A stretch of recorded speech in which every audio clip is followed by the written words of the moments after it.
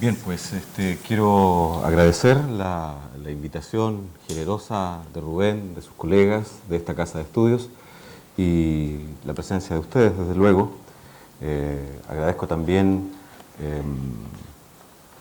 la voluntad y el interés por hacer dialogar la arquitectura con otras disciplinas, otras ciencias. Me parece que es un ejercicio no solo saludable, sino enriquecedor, pero no solo enriquecedor para la arquitectura, sino que también para esas otras disciplinas que suelen mirar su quehacer como parte de una especie de división del trabajo, ¿no? En la cual habrían ciertos cotos que están reservados para especialidades, cuestión que desde luego no le hace bien al pensamiento ni a la reflexión.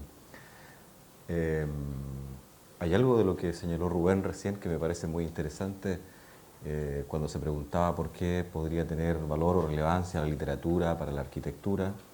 Y una de las cosas en las cuales yo he meditado con mucho interés me ha llevado a pensar que parte de esa respuesta, ¿cierto? No la respuesta, pero parte de ella podría tener que ver con que las ciudades también se leen, ¿no es cierto?, en una cierta forma. No necesariamente como uno lee una novela que ha comprado recién en una librería de viejo, pero como se lee un poco la, como se lee la novela familiar, como diría Freud, de la cual uno es parte, como se lee la propia circunstancia en la cual uno se encuentra. Hay una cierta legibilidad en ella, ¿no? También hay algo que se sustrae a la comprensión.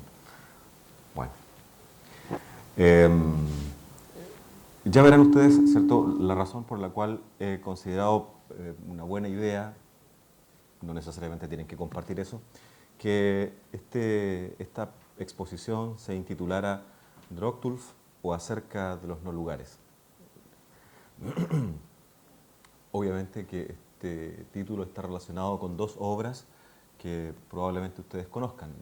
Una de ellas, como es evidente, es la historia del guerrero y la cautiva, un cuento de Jorge Luis Borges estructurado en dos relatos que se complementan, ¿verdad? El trabajo está referido a la primera parte de ellos, ¿no?, a un guerrero que, vamos a decir así, ¿no?, se va salvando enemigos en determinado momento. Ya veremos con un poco de detalle eso.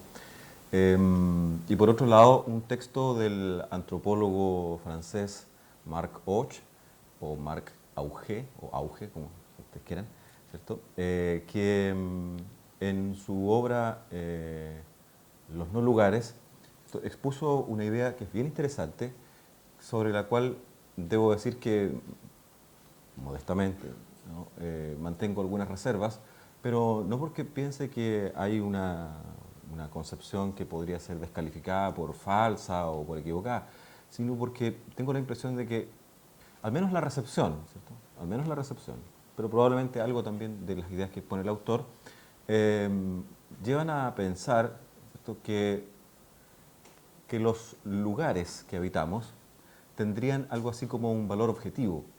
¿No? Y eso lo conduce a él a sostener que habría ciertos sitios, ciertos espacios urbanos. Él coloca algunos ejemplos, ¿no? Los aeropuertos, qué sé yo, los bancos, las estaciones, no sé, ¿no?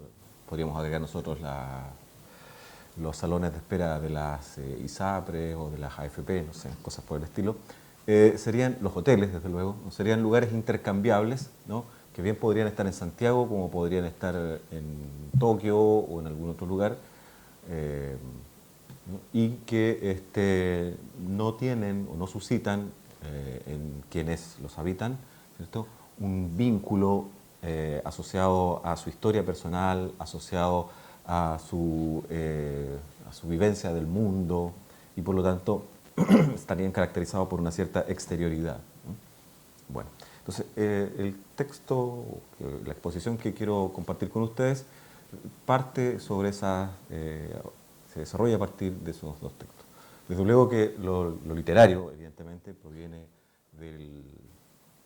del relato de Borges, Pero van a ver ustedes que una de las cosas sobre las cuales he trabajado y algunas de las cuales he logrado poner por escrito en un esfuerzo medianamente logrado, sin duda, pero bueno, eh, ha sido considerar que el espacio urbano, la ciudad, ¿cierto?, que desde luego es una obra colectiva, social, ¿cierto? No hay necesariamente, bueno, hay casos específicos en los cuales hay un cierto grado de planificación, de intervención racional, ¿no? Pero la historia nos muestra que si tomamos un espacio de tiempo extendido, las ciudades tienen un desarrollo que es más bien espontáneo, que está atravesado por las vicisitudes del grupo humano que está instalado en un determinado sector y sobre ese espacio, sobre esa construcción colectiva, ¿verdad?, se reflejan las tensiones propias de la historia de ese grupo humano. En consecuencia, una de las cosas que me parece interesante sugerir, ¿cierto?, es que, si bien es cierto, hay disciplinas, hay ciencias, hay especialidades que tienen como objeto primordial la preocupación por la estructura urbana, por la ciudad, ¿no?, la arquitectura, el urbanismo, eventualmente de las ciencias políticas, la sociología, la administración, ¿no? Vale la pena mirar también la ciudad como una obra que tiene una condición que escapa a la mera, bueno, eso ustedes ya lo saben, lo sugirió Rubén hace algún momento, escapa a la mera consideración del hormigón, de la madera, del acero, y estos materiales, ¿cierto?, son de alguna manera la tinta con la cual, si jugamos con una analogía entre el escritor, el arquitecto o el líder que en determinado momento lleva adelante un proyecto urbanístico, materializan una cierta idea, ¿no?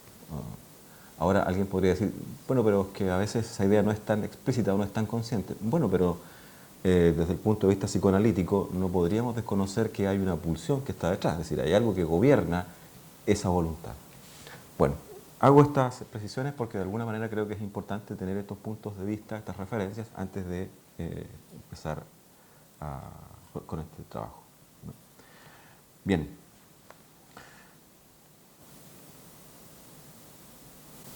Sobre el cuento de Borges. En La historia del guerrero y la cautiva, Jorge Luis Borges nos relata el siguiente episodio de la vida de un tal Droctulf, o Droctulfo, si se quiere. Un pedacito del cuento. Imaginemos, subspecie eternitatis, a Droctulf. A través de una oscura geografía de selvas y de ciénagas, las guerras lo trajeron a Italia, desde las márgenes del Danubio y del Elba, y tal vez él no sabía que iba hacia el Styr, y tal vez no sabía que guerreaba contra el hombre romano, contra el nombre romano. Quizá profesaba el arrianismo, una forma herética del cristianismo. Pero más congruente es imaginarlo devoto de la tierra, de la diosa Erta. Venía de las selvas inextricables del jabalí y del uro. Era blanco, animoso, inocente, cruel, leal a su capitán y a su tribu, pero no al universo. Las guerras lo traen a Rávena, y ahí ve algo que no ha visto jamás, o que no ha visto con plenitud. Ve el día y los cipreses y el mármol. Ve un conjunto que es múltiple sin desorden. Ve una ciudad, un organismo hecho de estatuas, de templos, de jardines, de habitaciones, de gradas, de jarrones, de capiteles, de espacios regulares y abiertos. Ninguna de esas fábricas, lo sé, lo impresiona por bella. Lo tocan como ahora nos tocaría una maquinaria compleja cuyo fin ignoráramos, pero en cuyo diseño se adivinara una inteligencia inmortal. Quizá le bastó ver un solo arco, con una incomprensible inscripción en eternas letras romanas, el latín, por cierto, ¿no? Bruscamente lo ciega y lo renueva esa revelación. La ciudad, y en el texto está con mayúsculas. Sabe que en ella será un perro o un niño y que no empezará siquiera a entenderla, pero sabe también que ella vale más que sus dioses y que la fe jurada y que todas las ciénagas de Alemania. Droctulf abandona los suyos y pelea por Rávena. Sostiene Borges, como ustedes habrán notado, que hemos de considerar a Droctulf subespecie eternitatis, es decir, bajo el aspecto de la eternidad.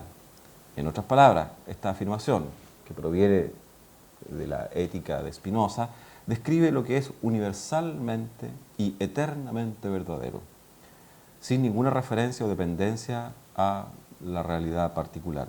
Por lo tanto, podríamos observar, ¿cierto?, tal vez no se refiere exclusivamente al individuo Droctulf, que sin duda fue único e insondable.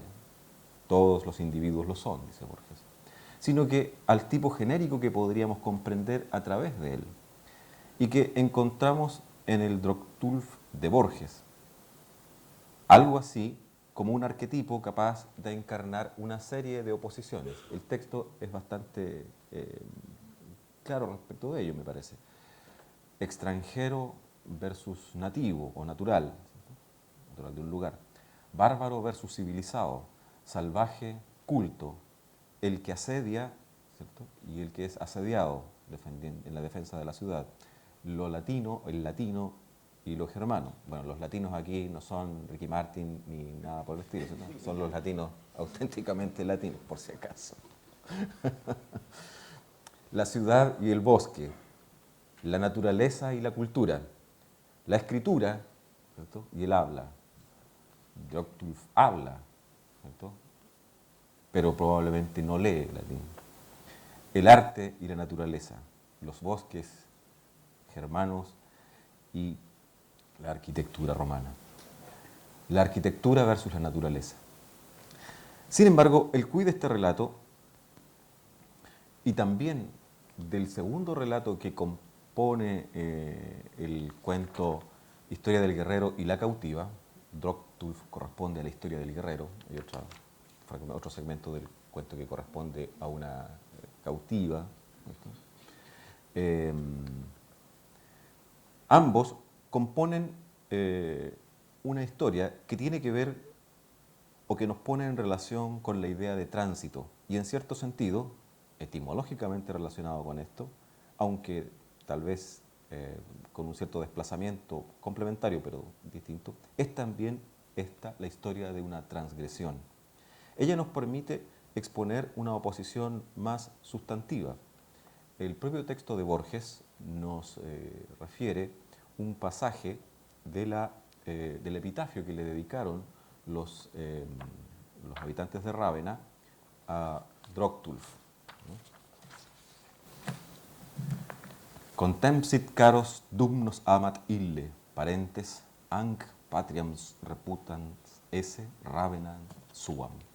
La traducción al castellano suaviza un poco las cosas en este caso, ¿no? Para amarnos desdeñó él a sus queridos parientes, dice el epitafio que le habrían dedicado, al considerar que esta patria de Rávena era la suya. El texto, como ustedes han oído, ¿cierto?, parte con contempsit. Contempsit es un verbo que habla, que literalmente es despreciar, ¿cierto? Despreció a sus parientes, a sus hermanos, y consideró suya esta patria, Rávena. Entonces hay otras oposiciones que también vienen a nosotros. La oposición entre la sangre, ¿cierto?, y el espíritu. La oposición entre la filiación y la adopción. Una convencional o cultural y la otra natural y necesaria. El determinismo y la libertad. Droctulfo es el arquetipo de una suerte de traición que sin embargo es juzgada benévolamente y que es incluso reputada como un acto virtuoso, pese a que rompe con la atávica ley de la lealtad con los ancestros o con la propia tribu. ¿Qué es lo que posibilita esta especie de redención de un acto que de otro modo no podría sino considerarse como deleznable? La respuesta es que en la transgresión, en la traición, en la traductore, ¿cierto?, entonces en esta traducción o en esta translation de Droctulf, media una epifanía, una contemplación de un orden que no podemos describir mejor que nuevamente con las palabras del propio Borges. Ve el día y los cipreses, ve un conjunto que es múltiple, sin desorden, ve una ciudad, un organismo, hecho de estatuas, de templos, de jardines, de habitaciones, etc. ¿No? Bruscamente lo ciega y lo renueva esa revelación la ciudad. Fíjense que emplea la palabra revelación, una palabra que es bien importante porque aunque está presente desde luego en el ámbito de lo religioso, de la reflexión teológica, es también una palabra que tiene carta de ciudadanía en una corriente filosófica que es la fenomenología, ¿no? La fenomenología es una corriente filosófica desarrollada a partir de la obra de Husserl a principios del siglo XX, pero que, eh, pero que hunde sus raíces en la tradición filosófica y trata de rescatar una fuente una fuente más originaria de experiencia en el mundo y que releva la importancia de lo que se le da al sujeto, de lo que se le manifiesta al sujeto como algo más originario y más auténtico de lo que podríamos considerar como dado objetivamente y puesto frente a él, ¿no? Es probablemente uno de los esfuerzos intelectuales importantes de la filosofía contemporánea, tratar de superar cierto positivismo cientificista, ¿no? El reflexionar y tratar de buscar una razón para pensar que las cosas dadas en sí mismas, objetivamente, ¿cierto?, aunque son un tema relevante y valioso del cual se ocupa la ciencia, no constituyen la última palabra respecto de la realidad, ¿cierto? Eso es bien importante porque si seguimos más adelante, cuando veamos esa parte, la argumentación de Mark Och, uno podría pensar que el mall, por ejemplo, o cualquier otro de los casos típicos que pusimos para referirnos a los no lugares, sería en sí mismo algo que carece de significación y de vinculación con el individuo que habita o circula estos lugares. Y tendría toda la razón, ¿verdad?, si nosotros admitiéramos que la verdad de un lugar, de un espacio, depende exclusivamente de sus propiedades intrínsecas, ¿no? Es la razón por la cual yo creo que un esfuerzo grande que en alguna oportunidad emprendí condujo a un resultado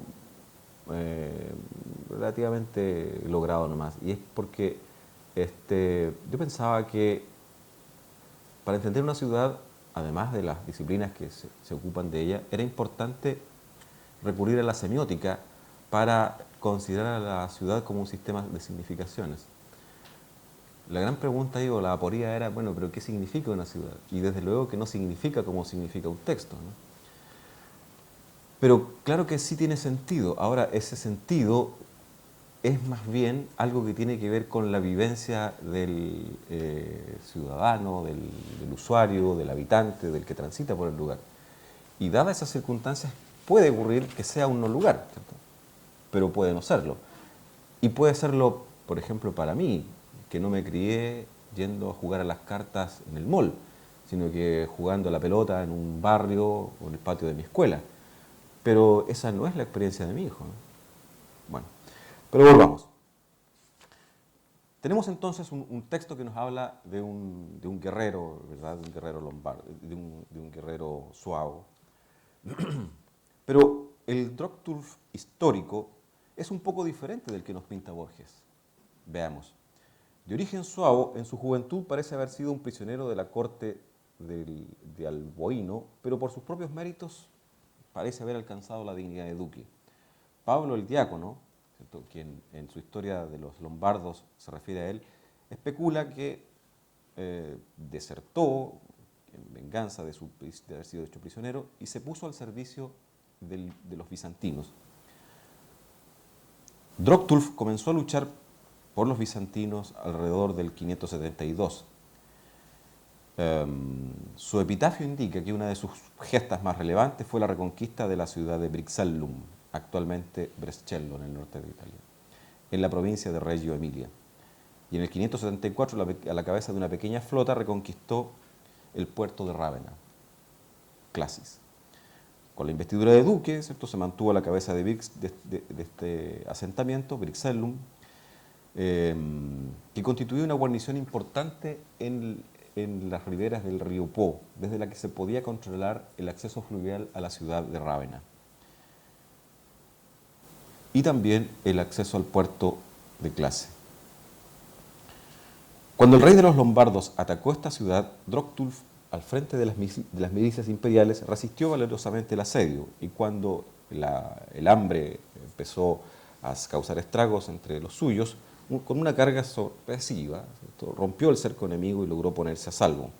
Y mientras la ciudad era destruida, Droctulf, llevando las insignias de su ejército, descendió por el curso del río Po y se refugió finalmente en Rávena, desde donde continuó sirviendo al emperador bizantino y, de acuerdo a lo que sabemos, consideró a Rávena como su patria. De su muerte no se sabe mucho, aparte del hecho de que parece no haber tenido lugar en batalla, ni tampoco en Rávena.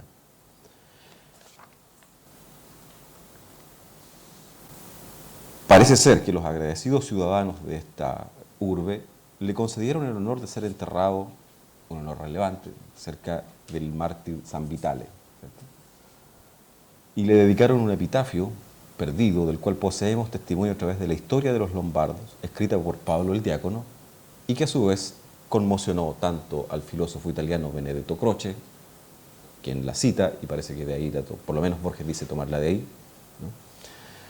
Hemos entonces de rechazar la versión literaria, esto es ficcional, que nos ofrece la historia del guerrero y la cautiva de Borges, frente a lo que nos muestra y a lo que nos indica la historia, que parece ser un poco distinta. Si fuese así, estaríamos admitiendo que una cierta ciencia social, en este caso, ya que nos referimos a la historia, tendría la capacidad de determinar la naturaleza del acontecimiento. Sin embargo, cabe recordar, sucintamente, por cierto, la reserva que opone la fenomenología al intento de cualquier ciencia para exceder su ámbito de pertinencia. Husserl, el fundador de la fenomenología, entabla, por así decirlo, en una jerga jurídica, una contienda de competencia en contra de un cierto cientificismo que se manifiesta aún en las así llamadas ciencias sociales y por ciento en las ciencias naturales. Vale la pena preguntarse, ¿cuál es el hecho frente al cual nos pone el relato de Borges? No es nuestro interés, en este caso, ¿cierto?, exponer su especie discipline, como un especialista disciplinario, sino que, como lo propone Borges, ¿cierto?, considerar a Droctulf subespecie eternitatis. Releamos el final del relato de Borges. Cabe tener en cuenta que este relato de Borges, en los hechos, se parece a los motivos literarios predilectos de este autor. Como se sabe, no quedan restos ni de la tumba de Droctulf ni del famoso epitafio que Borges declara haber conocido en las páginas de un texto del filósofo italiano Benedetto Croce, nacido en el 1866 y muerto en noviembre del año 52, un filósofo, escritor, historiador y político italiano. En su obra de 1942, titulada La poesía, se refiere a este texto funerario y consigna que su fuente es la versión que proviene de la pluma de otro intelectual, antiguo en este caso, Pablo el Diácono, nacido alrededor del año 720 y se cree muerto cerca del año 800. También conocido como Paulus Diáconos o Casinensis, por su presencia en la abadía de Monte Cassino. Monje benedictino e historiador de los lombardos. Un noble, desde luego, ¿no? Naturalmente que debemos deducir que esta circunstancia es una magnífica confirmación de la estética borgiana.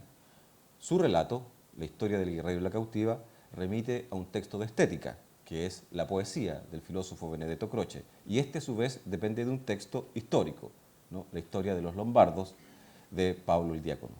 ¿Cuál es la sustancia del hecho, entonces? Revisemos sucintamente el texto de Pablo el Diácono, su historia de los longobardos. Si revisamos el final del relato, tendremos buenas razones para pensar que este relato, referido a Droctulf, es en efecto la manifestación narrativa de un asunto que ni es un episodio histórico, ni tampoco una mera anécdota de un guerrero suavo, sino la manifestación de una experiencia y de una vivencia, que queda presentada en el texto de Borges.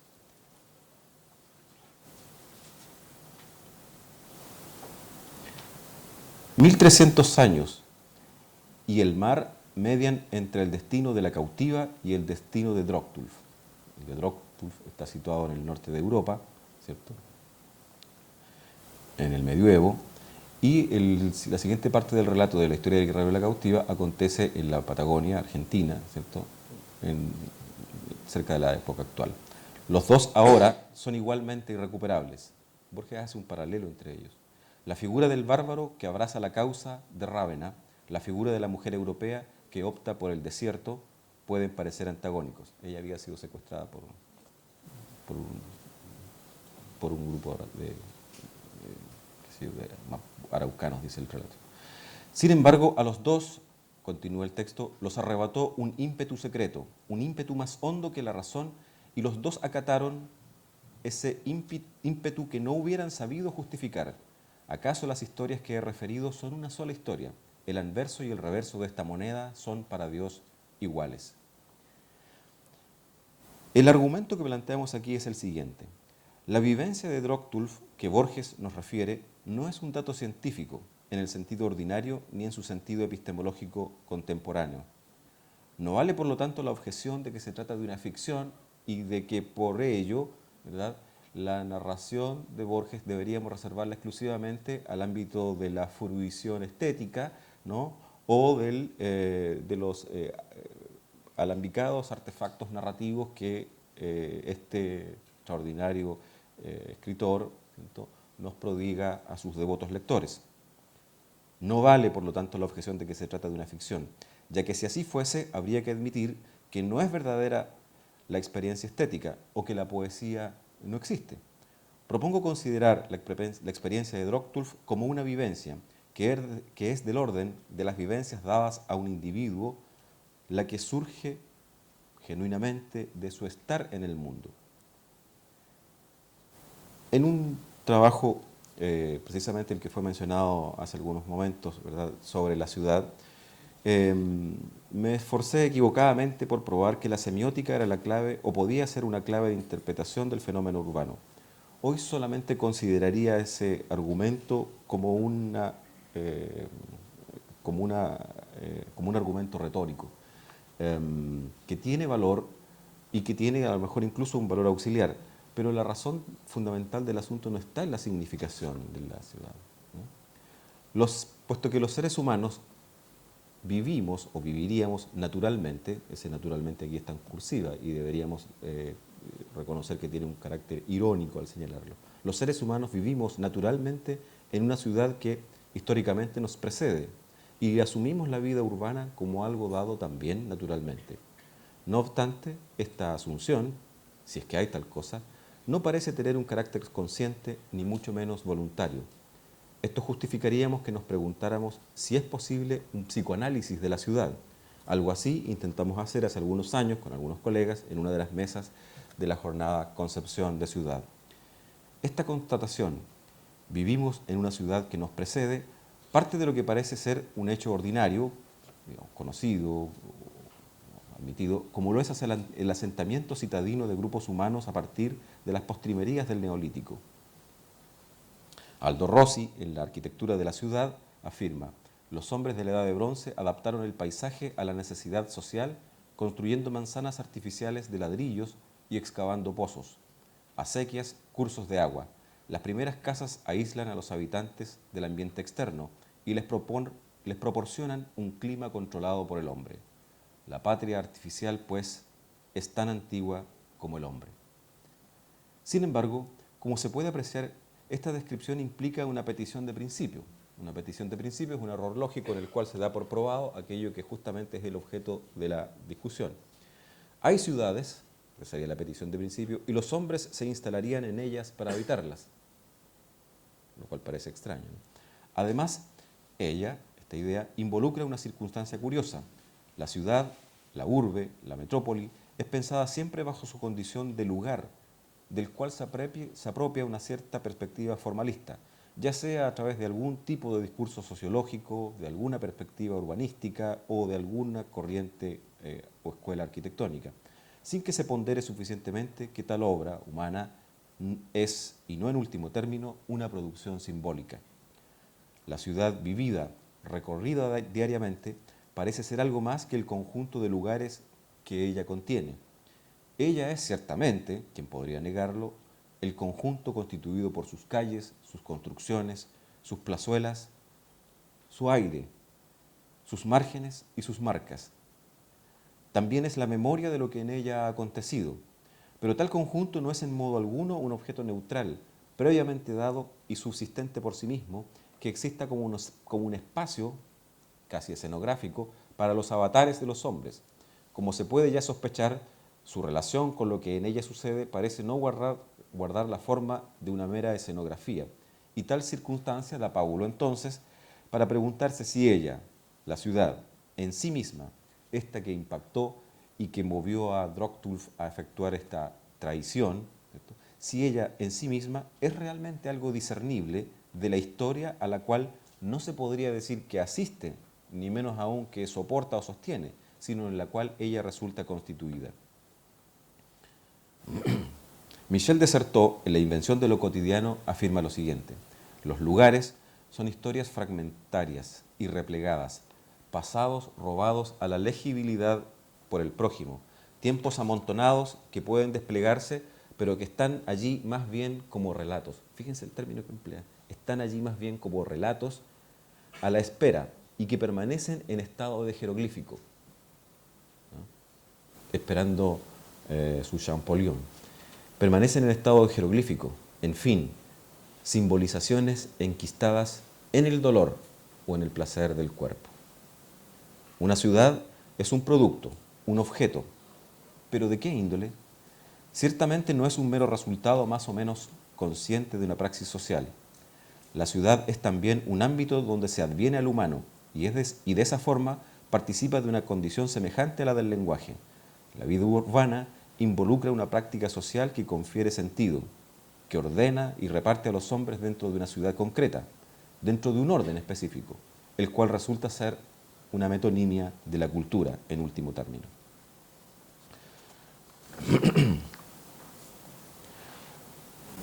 Lo que a nuestro juicio le confiere un carácter filosófico a esta indagación se encuentra en que la intelección del fenómeno urbano adopta la forma de una pregunta por la importancia que tiene la urbe en la constitución de la subjetividad, dado que el individuo resulta constituido como sujeto al acceder al orden simbólico, un argumento que proviene tomado del psicoanálisis y de alguna de las tesis de los filósofos postestructuralistas. Si es verdad que el individuo resulta constituido como tal al acceder al orden simbólico, la adquisición del lenguaje, por lo menos en una de sus versiones más restrictivas, en el caso de la perspectiva de Lacan, por ejemplo, este ingreso está concretamente mediado por las relaciones en las que se haya inserto, y se ve entonces acentuada la curiosidad y el interés que despierta este pretexto urbano, porque no es solo la lengua entonces la que conforma una cierta y modela una cierta subjetividad, es también el espacio urbano en este caso, donde adviene a la cultura y a lo humano un determinado individuo, ¿no? De este modo, pretendemos aportar algunos argumentos válidos para sostener que la ciudad es un sistema significante. Julio Cortázar, en Rayuela, tiene la siguiente afirmación, bien interesante y sugestiva, por cierto. En el fondo, dice Gregorovius, París es una enorme metáfora. Jean Baudrillard, filósofo, sociólogo y teórico postestructuralista, connotado, en su crítica de la economía del signo, tiene otra afirmación muy interesante sobre la cual convendría en algún momento detenerse, por cierto. El objeto no es una cosa, un objeto cualquiera. No es simplemente una cosa, ni siquiera una categoría. Es un estatus de sentido y es una forma. Antes del advenimiento lógico de esta forma objeto, nada es tal cosa, tanto el inmueble como la cucharilla o la ciudad entera. Hay otro cuento de Borges que tal vez vale la pena tener en cuenta, ¿cierto? Se llama El informe de Brody. Es la historia de un misionero, ¿no?, que como parte de su quehacer realiza un periplo y termina encontrándose con un pueblo muy salvaje, ¿verdad? Pero que, bueno, como son los cuentos de Borges, tal salvajismo en realidad es simplemente la diferencia de otra cultura. Pero él se pregunta allí, él coloca estas palabras en la boca de este misionero que contrasta su formación occidental con la enorme diferencia de aquellos naturales que encuentra allí. Entonces, este misionero se pregunta hasta qué punto hubiesen sido capaces de ver cómo una casa, la choza que él se construyó, estos salvajes con los cuales él se encuentra. La pregunta no es del todo irrelevante porque en realidad para ver una casa hay que de alguna manera saber qué es una casa. Ahora, no necesariamente estamos hablando de un conocimiento de categorías conceptuales enteramente racionales, ¿verdad? Y que serían parte de un discurso deductivo. Probablemente se trata de una vivencia, ¿no?, que ya está en nosotros y que está en nosotros no como un elemento que nosotros manejaríamos como un recurso disponible, sino que está en nosotros porque nos ha constituido, como el idioma, ¿no?, como la lengua, que en aquellas instancias en que nosotros nos expresamos, como nos advierte el psicoanálisis, dice más de lo que quisiéramos decir y revela aquello que ni siquiera nos es plenamente transparente para nosotros, que somos el autor de la afirmación, sino que le es significativo para otro, para el analista, que ve en la formulación nuestra, en nuestro testimonio, cuando hablamos de nuestra infancia, por ejemplo, ve los signos de un conflicto que nosotros no podríamos advertir. De esa misma forma, ¿verdad?, como ocurre entonces en una analogía con la lengua, ¿no?, el espacio, la ciudad, la casa, la habitación, ¿cierto?, serían parte de este sistema significante que nos acoge.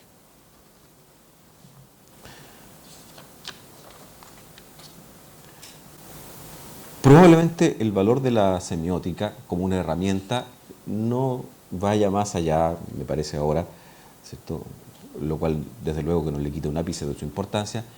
Tal vez constituye una interesante y una valiosa herramienta para poder mostrar, ¿cierto?, que no sería conveniente, sobre todo para quienes no somos especialistas en arquitectura y no participamos del diálogo de la comunidad científica, como diría Thomas Kuhn, ¿no?, de esa comunidad científica al menos, es importante para nosotros porque nos permite advertir, ¿no?, que el texto urbano, que la ciudad, que el objeto arquitectónico, además de su materialidad, soporta también un cierto sentido, vehicula también una cierta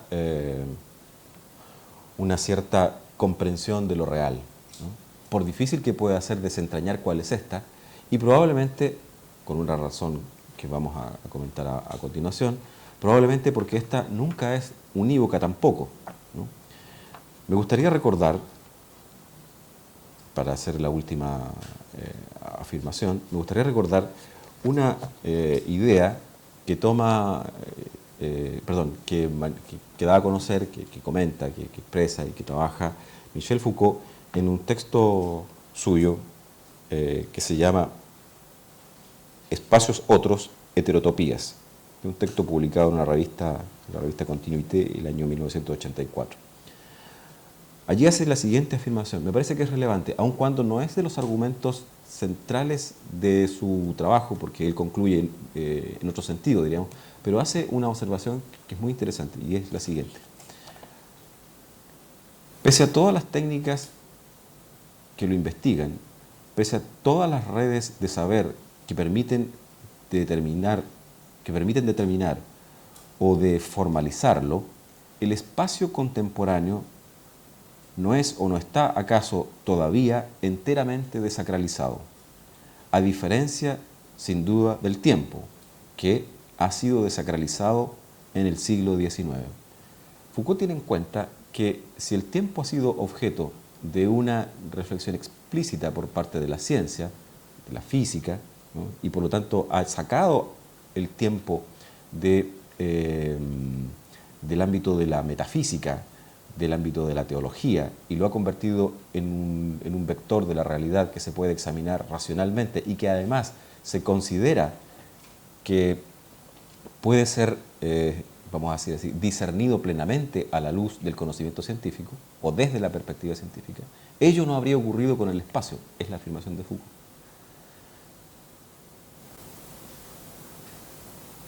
Ciertamente, hay una cierta desacralización, si bien hay una cierta desacralización teórica del espacio, aquella a la cual la obra de Galileo ha dado especial significación, sin embargo, nosotros no habemos acaso todavía accedido a una desacralización práctica del espacio. Fíjese que Foucault está empleando una palabra que en él o en sus textos no deja de ser una palabra complicada, está hablando de una sacralización, le está dando un carácter sagrado, ¿verdad? Este filósofo francés de una compleja y rica formación de inspiración marxista, psicoanalítica, estructuralista, ¿verdad? No era un hombre dado a sostener ni a afirmar verdades ni de orden metafísico, ni mucho menos de orden teológico, desde luego, ¿no?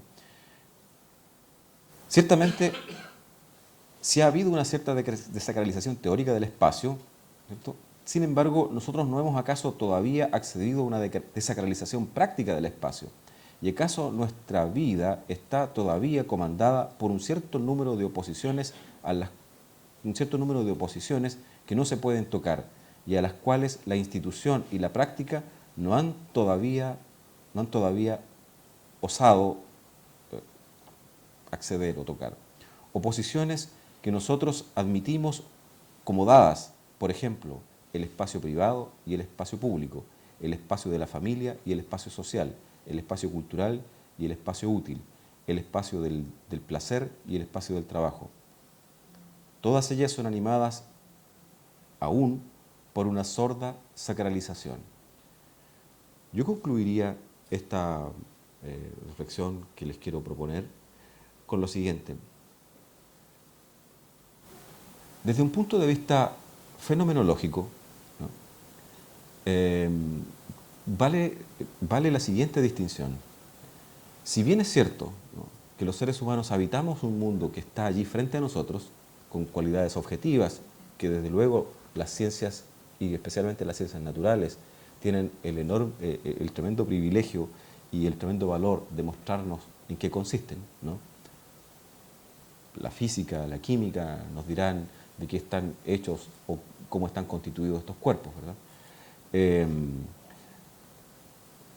Si bien es cierto que ese acceso a la realidad es indiscutible e indiscutiblemente válido, cabe advertir que la circunstancia en la cual un ser humano se encuentra posee una instancia que es previa a ella.